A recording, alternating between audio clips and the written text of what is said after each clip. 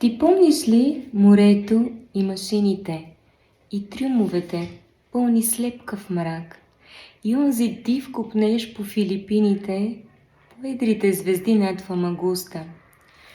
Ти помниш ли поне един моряк не хвърлил жаден взор далече, там, дето в гаснещата вечер дъха на тропика се чувства?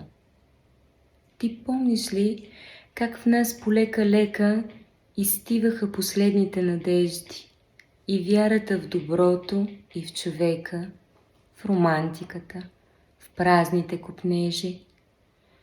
Ти помниш ли как някак много бързо ни хванаха в капана на живота? Опомнихме се. Късно. Бяхме вързани жестоко. Като на някакви животни в клетка, светкаха очите жадно и търсеха и молеха пощада. А бяхме млади, бяхме толкова млади и после някаква омраза се впиваше дълбоко в сърцата, като гангрена. Не, като проказа тя разнеше, разкапваше душата. Тя сплиташе жестоките си мрежи на пустота и мрачна безнадежност. Тя пъплеше в кръвта, тя виеше с закана, а беше рано. Беше много рано. А там високо, в небето, чудно трептяха пак на чайките крилата.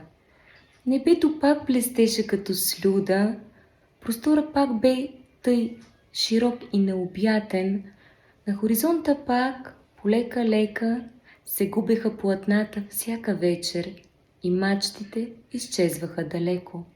Но ние бяхме ослепели вече. За мен това е минало, не е важно. Но с теб ляхме сламения одър и тебе чувствам нужда да разкажа как вярвам днес и колко аз съм бодър. Това е новото, което ме възпира да не пробия своя слепоочник. То злобата в сърцето трансформира в една борба, която днес клокочи.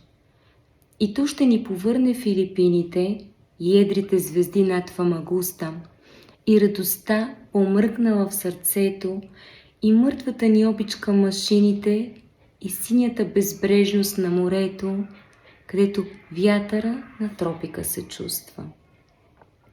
Сега е нощ. Машината ритмично припява и навява топла вера. Да знаеш ти живота как обичам и колко мразя празните химери. За мен е ясно, както че ще съмне, с главите си ще щупим ледовете и слънцето на хоризонта тъмен, да, нашето ярко слънце ще просветне. И нека после, като пеперуда малка, крилата ми опърли най-подире. Не ще проклинам, няма да се вайкам, защото знам, все пак ще се умира. Но да умреш, когато се отърсва земята от отровната си плесен, когато милионите възкръсват, това е песен. Да, това е песен.